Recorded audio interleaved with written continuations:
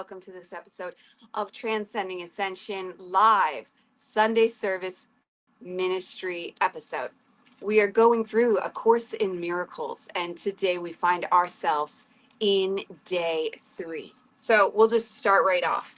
I do not understand anything I see in this room, because remember, we are breaking perceptions. I do not understand anything I see in this room, on this street, from this window, in this place. So wherever you are, you don't understand it. Apply this idea in the same way as the previous ones, without making distinctions of any kind. Whatever you see becomes a proper subject for applying the idea. Be sure that you do not question the suitability of anything for the application of the idea. These are not exercises in judgment. Anything is suitable if you see it. Some of the things you see may have emotionally charged meanings for you. Try to lay such feelings aside and merely use these things exactly as you would anything else. The point of the exercise is to help you clear your mind of all past associations, to see things exactly as they appear to you now, and to realize how little you really understand about them. It is therefore essential that you keep a perfectly open mind, unhampered by judgment, in selecting the things to which the idea for the day is to be applied. For this purpose, one thing is like another, equally suitable and therefore equally useful. So that right there is exactly bringing us into what the previous one were, but we're changing the language to just completely reconstruct that subconscious mind, because that subconscious mind, your conscious mind and the subconscious mind, because it's 95% usually of the workings of what's happening in your life is subconscious. We need to break the preconceived notions and perceptions of what you think the world works, how you think the world works, everything. So I do not understand this painting. I do not understand that poster. I do not understand this chair. I do not understand it, because we're going to completely dissolve what everything is inside the self. And at the end of the day, it doesn't matter what you think about a chair or anything. It's that we're trying to get the brain used to alchemy. This is alchemy. First, with alchemy, you dissolve the previous to refine it, which is a form of integration. If you hear in shadow work of integration, that's the refining process in alchemy. And then we completely change the molecular structure and have a new substance, lead into gold. Our old self is that lead. The new self is the gold. And it's no mystery. It's no wonder that when we perceive higher beings, angelic beings, they are shrouded in gold. Gold is of the gods. Gold is the highest frequency mineral on earth. We are looking to go from that heavy, dense lead to the purified gold. And the Course in Miracles is a step-by-step alchemizing process that helps you disintegrate the old self and birth the new. It takes you through some fantastic lessons before you even get started on the day-to-day on what the ego is and exactly how to take care of it. If you're not aware of the ego, one thing I always teach is your ego is what you're alchemizing to recreate. The soul does not need to be dissolved to recreating. We are recreating that egoic human self to birth through a human flesh suit that can hold more soul within it. To hold more soul within it, what do you think that means? That means we're going to be less dense, and that's already happening. That is that entire going from third and then to fifth density is what the majority of us call it. The fourth density being that over encompassing etheric realms that hold so many varied form of realities, some of them in their own physical like situation. The fourth density dimension is just way bigger than everything else. The fifth is where the human jumps right into that angelic style of human living, where that's what we're doing right now. And it's excruciating. You see it in society. You see it playing out everywhere, because some of the humans are going through this whether they like it or not, because the divine is calling this down upon us.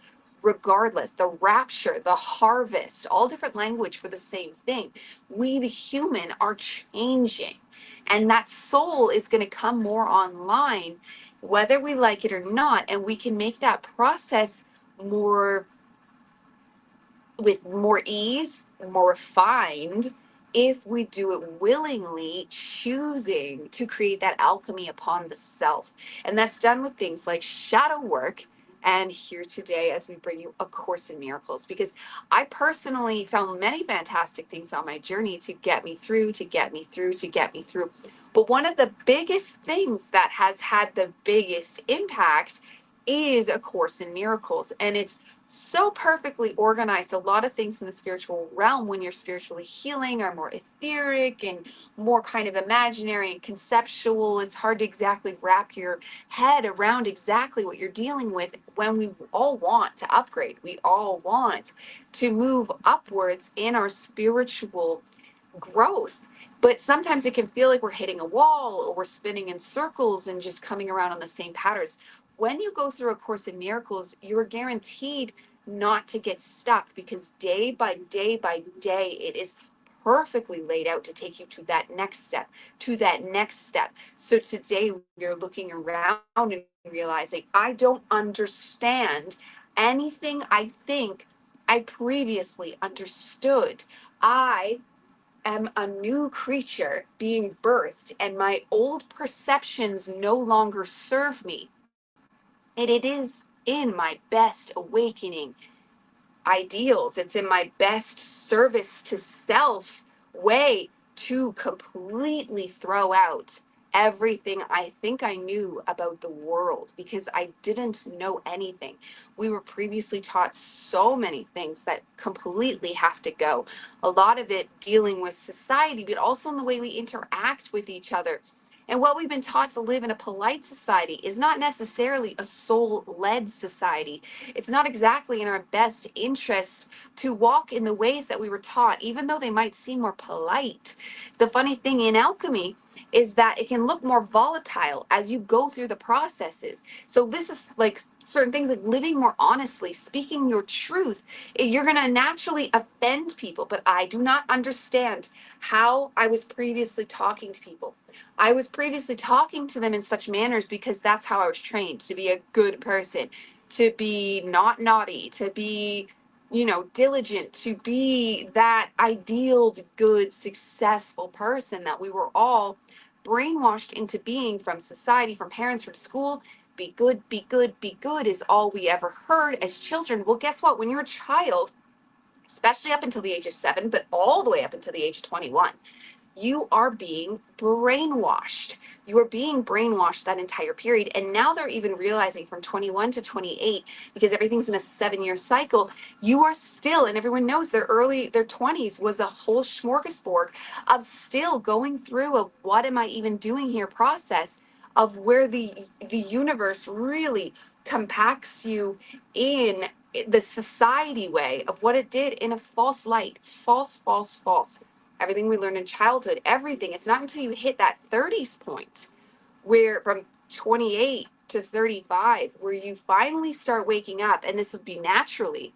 And then from there and there and there, it just continues into more personal sovereignty. But no matter what your age, you can break out of that by realizing that what society was teaching you was more than not incorrect. It is not the ideal way for us to live if we want to lose that density and raise to be higher spiritual beings living from a spiritual place. You need to look around you and go, I don't understand anything.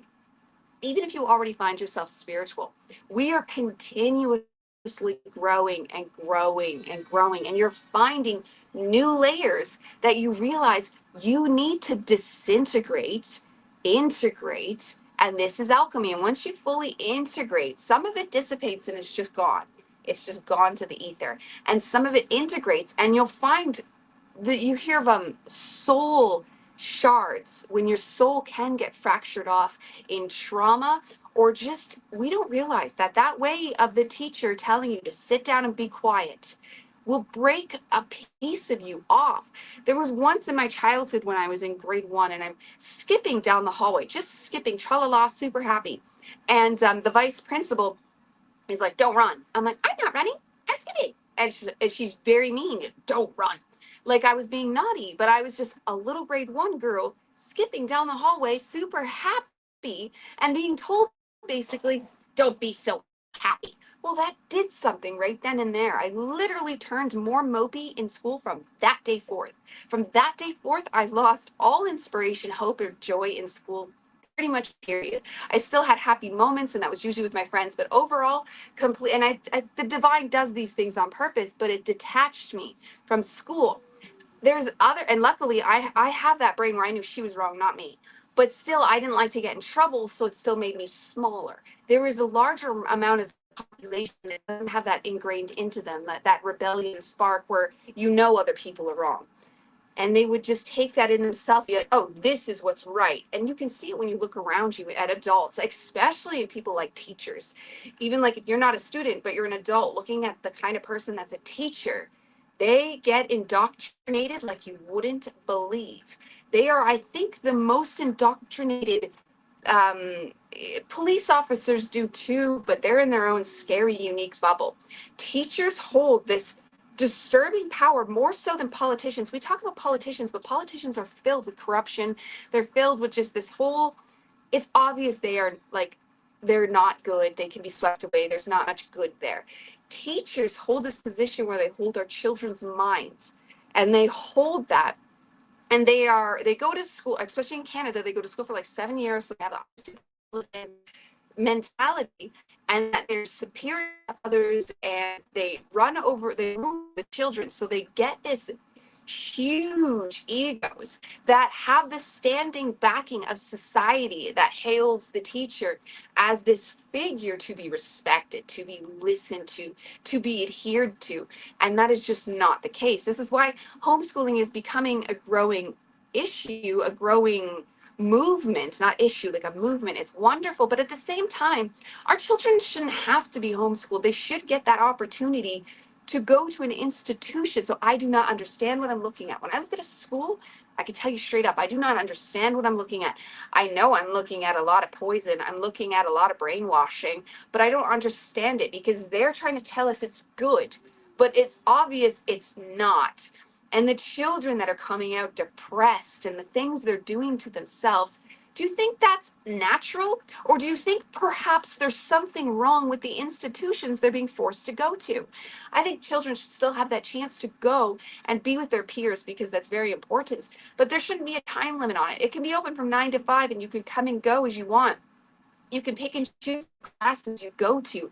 I've currently just opened my own online thing, podlingsacademy.com, where we're going to bring you, I have already people on board. If you have spiritual issues that are subjects that you want to have on, just let me know. Send me an email, awakening@transcendingascension.com, and we'll get you started. It's a free platform, free forever, free for now for sure. And it's just going to grow. But I would like children to still get to be together, to still get to have that communion, because getting to be with my friends every day is not something I took for granted. I lived way out in the country and I didn't have, like, there wasn't neighbors. And that was nice in one regard, getting to be friends with the forest. But in the same regard, we all lived in the country, so a lot of us were in the same boat. But we want that the social ability. Like, we want to have each other, and not in a way, we should grow and learn from each other. There is something natural in seeing, like, I look to other spiritual people, like the alchemist and stuff, and be like, what is she doing? I like what she's doing with her life. That's the kind of person I want to be in this world, in this career I found myself in. So there is things we can learn and emulate from each other. That's not bad. That's that bouncing off back and forth, like we're all ingredients in the same petri dish. That has a naturalness. But when you have a commanding lord, a much older person, a teacher, telling the younger people that are all the same age what to do, what to think, this is where bullying births out. Bullying is birthed out of the pressure that comes from adults. One kid, one too many times, was put down by adults, and they take that out on the other kids of their same age. If you had all the children and they were never judged or criticized or made to feel lesser than, I guarantee you would never feel bullying. You would never see bullying. And even though they've taken away for a larger part the violent bullying that used to exist You still see social bullying. You still see, even in the park, I let my kids play in mud. And especially notice it with my daughter because girls are more judgy in that way. It's just the way I've seen it.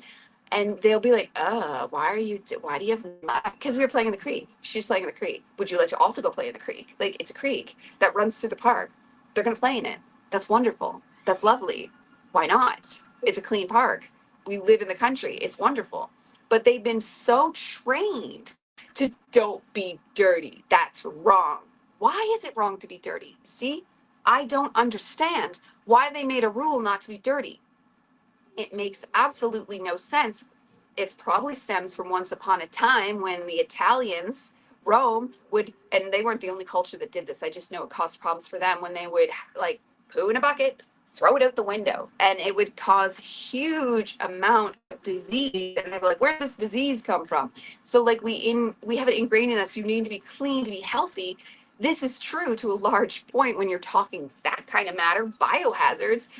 It's simple mud, simple nature. When it's the earth, she's healing, she's cleansing. Mud is good for you in a multitude of ways. This is fantastic, and this is something that comes in when you take what you were taught. Don't play in the mud and say, I don't understand this. I don't understand. Feel free to go around like a complete noob on everything. I don't understand. And then let yourself reconstruct. Because, for example, I could say, I don't understand water. I don't understand why I have to drink water, except the standalone reasons of why you have to drink water are all there. They are all there. Water speaks for itself. It's alive. It's magical.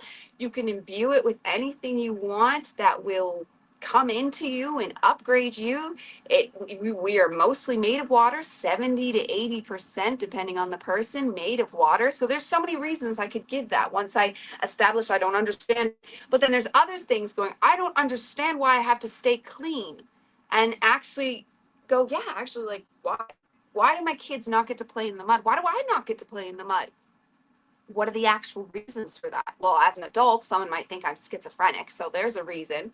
Do I want to deal with that? And then we can start going down all the avenues that block us in this. But I can start saying mud is good for me. Mud helps the microbiome. In fact, we should be eating a little bit of dirt every day, just a teeny little bit. And every day that helps regrow the microbiome in your stomach. And gut health is so vitally important. If you feel yourself stuck in your spiritual journey, go to your stomach. You're like, I'm gluten-free, I'm dairy-free, I eat dirt on occasions. I am all about regrowing that microbiome, which helps your brain function better. You can think better. Your hormones run more efficiently. So there's reasons that you will find. But as you break these down, like grade 1, why? I don't understand why I wasn't allowed skipping in the hallway. And then their answer might be, you could trip a wall. Okay, I have a skinned knee instead of a fractured psyche. Do you understand? Like some of the things that we tell people, like children, not to do. I say this to my husband because, and his mother was like that. Oh, don't. Oh, careful. Oh, careful. Oh, careful. Why though? Are they gonna die? No. Are they gonna break a leg? No. Are they gonna skin a knee? Yeah, maybe. Okay, let them skin the knee. I'm promising you the child would rather skin their knee, and it's not a guaranteed thing. It's not guaranteed gonna happen. Have some faith in your child. Let them walk on that log. Let them jump on the bed. Let them do what they want to do within reason. You do have to, I've learned that the hard way. You do have to have some discipline because they will go all out and smash anything. And then you have to ask, I do not understand why this is a rule. Okay, well, I don't want them to smash up the house because glass is dangerous. Or I don't want to have to keep replacing items. Or like this, the reasons will start to surface when you say, I don't understand. And sometimes the reason and the rule is legitimate, like drinking water. There's a legitimate reason I have to drink water. And we can start to reconstruct society and just our own lived experience under what we understand by admitting we don't understand what we were taught in the past. Like in my generation, which not everyone, I'm a millennial, so a lot of millennials had it easier than I did, but my dad loved to say, this is a dictatorship, not a democracy, and it might be 1990 blah out there, but it's 1950 in here. So I kind of grew up in an older time, but kids were to be seen and not heard. Seen and not heard. And there's so many adults living today that we're in a generation of being seen and not heard. The amount that does to the psyche is insane. So we want to go, I do not understand why that is the situation, even for children today. When I walk around with my children, you can bet I get handed a ton of judgment, especially from elderly people, where they think the children are naughty, the children are undisciplined. Okay, yeah, they are undisciplined to a large degree because discipline is a prison box. When you overly discipline your children to be perfect, why?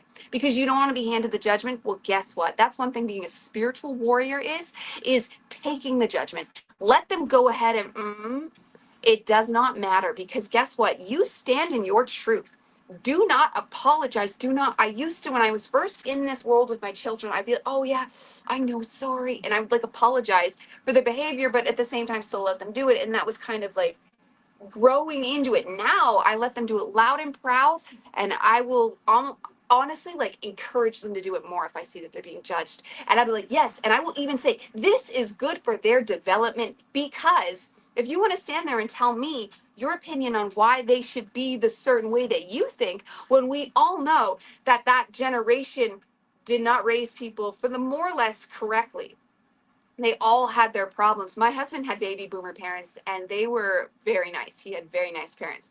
My parents were late baby boomer, early Gen Xers, and they were stricter than his parents. So it can fall around. It's not necessarily within age. It's your upbringing. It's your cultural standing, like economically. Like my parents came from a more farming background, and farmers are known to be stricter, where his parents, especially his mother, they were very, like, his mother grew up very wealthy. So they had completely different upbringings, and you can see that. But still, were they perfect?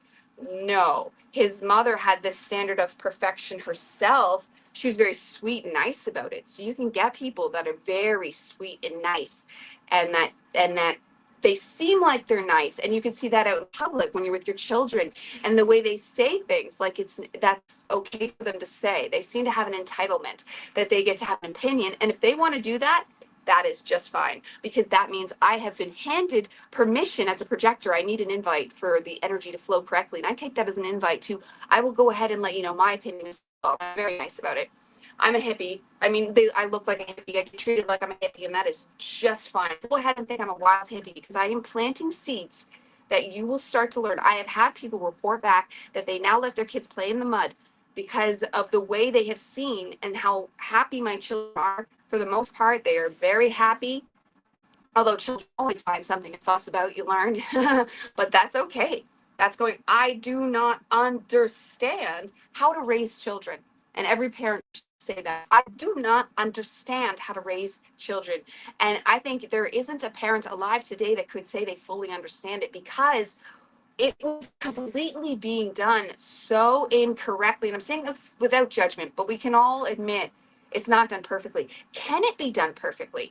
There's reasons to believe, because of the Sky Lord gods that made us and abandoned us and mistreated us, that we have an incorrect position on parenting, period, because the parenting of humanity in general was done so incorrectly that we need to almost invent completely a new system.